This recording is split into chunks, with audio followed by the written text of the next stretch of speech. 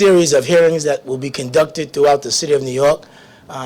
These hearings, which we are being done under an historic task force, a tri-level task force of legislators.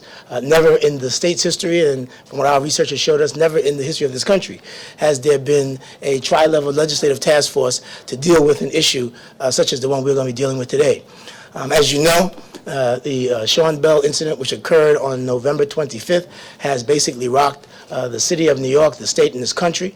That, along with other incidents, Amadou Diallo, some of the others that have occurred over the past years, we have recognized that it's important that we bring all three levels of government together to deal with police practices, procedures, and exactly how they deal with the public. I want to recognize Sean Bell's mother is here with us today.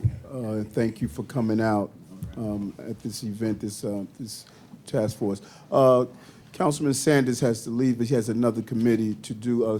Councilman, thank you for your participation. Rabbi, please continue, Rabbi.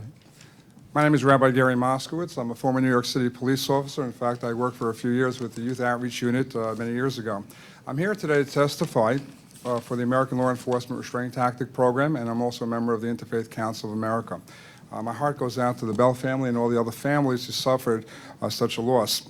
I think there's been a lot of talk about racism, about youth and other problems, but I think the main thing that we missed so far is talking about police tactics. I teach martial arts professionally. I train police here and in Israel, and I can tell you right now that I believe that the police department's tactics for stopping people for using their hands and their nightsticks and certainly their weapons is obsolete, inadequate, and inept.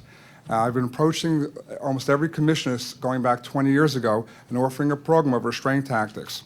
I believe if the police department were better well trained with their hands, they can approach people and restrain people without hurting them. Just for today, I brought here a foam nightstick that we train with. This is foam. You can take people down, not hurt them, not break bones. You have a foam air shield what police can carry in their car. They can use this properly to break people's balance, knock them down here, and not hurting anybody seriously. The issue is where I'm calling for, and I'm appealing to you as legislators here on a city, state, and federal level to mandate a law that all police officers in the state would have to go through a 50-hour restraint tactic program where they would learn to restrain people with their hands. First, if they were more trained to use their hands, they wouldn't opt for their nightstick, mace, or their guns later on. And I think if you look at all the cases here, you see a direct relationship and a correlation here. If police officers know how to restrain people here, they would feel more competent in handling situations. Now, the issue is not just getting a few hours here. You have to qualify every year with this. It's a tactical training. If you look at other agencies like EMS, they train every 3 or 4 months on how to do CPR. Now, they know how to do it, but they constantly train and update their training here. Many professions have updated training. The New York City Police Department does not. They offer sometimes a few hours here and there. It takes about 50 or 60 hours just to initialize somebody and how to use these type of police tactics here. The second thing I'm recommending here is the police have an obligation to stay in physical shape. There are a lot of police officers who are obese. They cannot do their jobs. If they're too heavy and they're not in physical good shape, what's going to happen is they won't be able to chase people, restrain people without using deadly physical force often. And this plays often as well. Now, the other issue about racism that comes to mind, I believe there is institutionalized racism on several levels, certainly intentionally in some areas and unintentional in other areas. One of the ways I'm suggesting that if we do a study, we can probably put this to rest, especially when it comes to police shootings here. I'm recommending here to this committee that when police do tactical training, that they have simulated training using white targets and black targets. And I believe if you ever watch police tactical training and you see that they have to go into an apartment and they see a white family, see how many times they shoot the white guy by mistake as opposed to the black guy by mistake.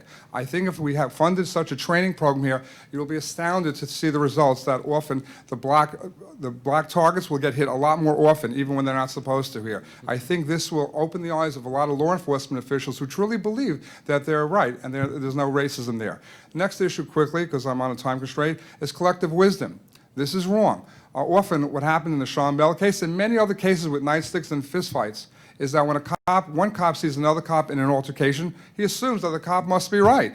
He doesn't make judgment for himself. They have to make their own assessments or be held accountable. If they see one cop firing at another person, they can't just assume that that cop is under fire. They have to take a split second, that's what they're supposed to be trained for, and make that assessment themselves. This is very important here.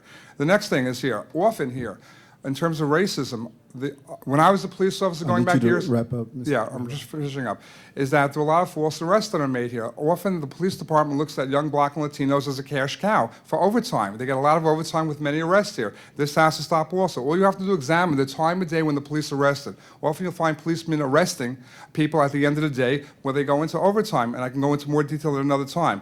Lastly, we talk about the blue wall of silence. Often the cops are afraid of each other. They need an agency. We need a separate CCRB outside the police department. I support the call for a special prosecutor outside the police department, but you need a place where cops can come forward and actually help.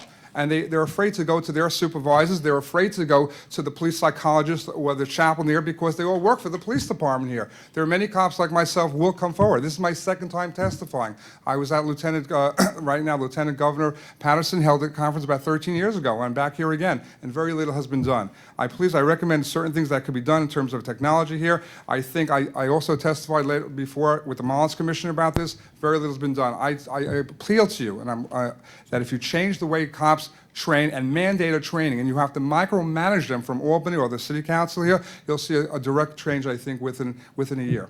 Thank you. Thank you, Rabbi. Any questions? Yes, Simeon? Yeah, more a comment than a question regarding the point that you made about the police and whether how they react to armed or unarmed blacks and so on and so forth.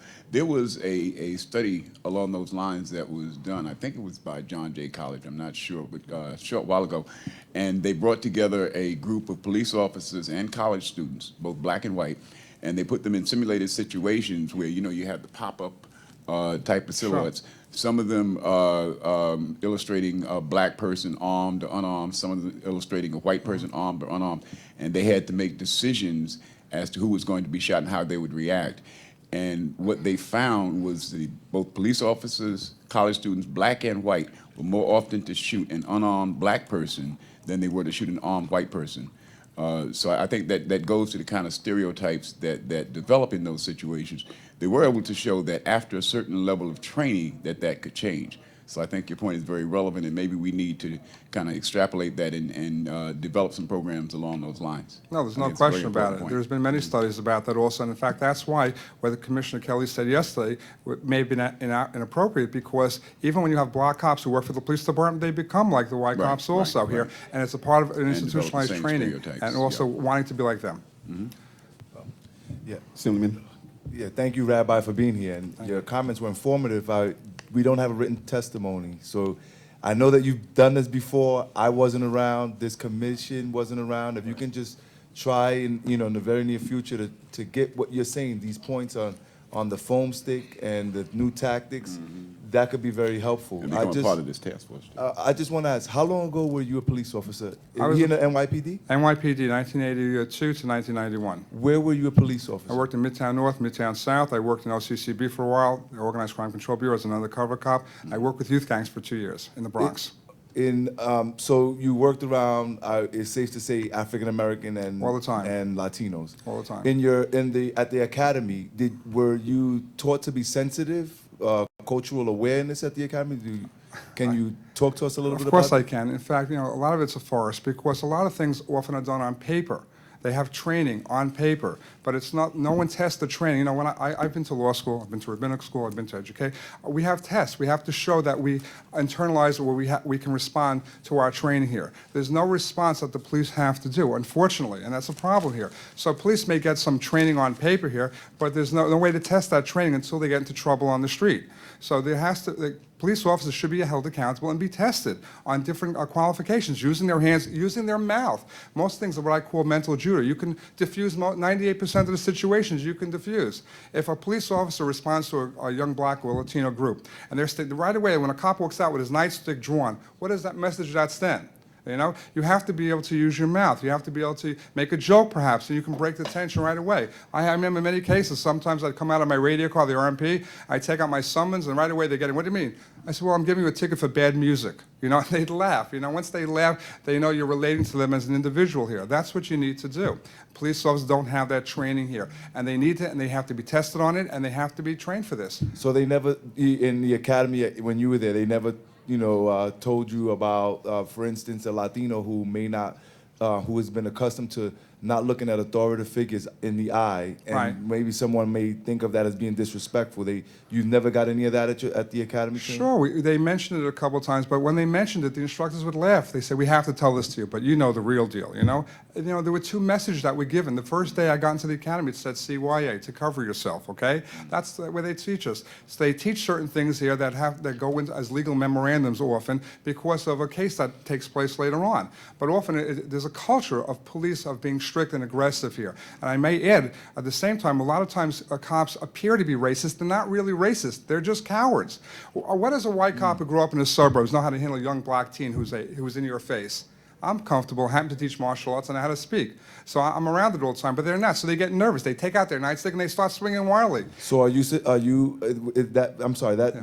statement right there, are you supporting residency requirement? I do support residency requirements most of the time. However, but it's more than residency requirements. They have to be comfortable. If you have any police officer, white or black, who is not comfortable working in an environment where there's a potential of a hostility, in a hostile environment, or working with young black and Latinos, if they're uncomfortable working in that population, they shouldn't be there. In fact, one of the problems with the Sean Bell case, there was an undercover cop I remember reading who didn't want to be in that unit to begin with. He didn't want to work there. You can't force police to work in certain units. All they can do, I think, legally by their own regulations is to force you to be on patrol. But you don't want to put people in an environment where they're not comfortable with the people that they're supposed to be patrolling, or they become an occupation force. And that's how teenagers and other people look at the police, as an occupation force. That can be changed, as the doctor said before, with relationships here, but I think it could be mandated. When people see cops carrying a knife foam stick or trying to appeal to them or restraining them, even if a young black kid swings at a cop, that doesn't give you an excuse to do a flying drop kick on his head. You're supposed to be professional. Restrain them. A simple wrist lock, a simple technique to take a person down. They're not hard to learn. I teach this 3 or 4 times a week. Thank you. I think we need a committee to study this, and I'm happy to give a demonstration to the committee anytime you'd like.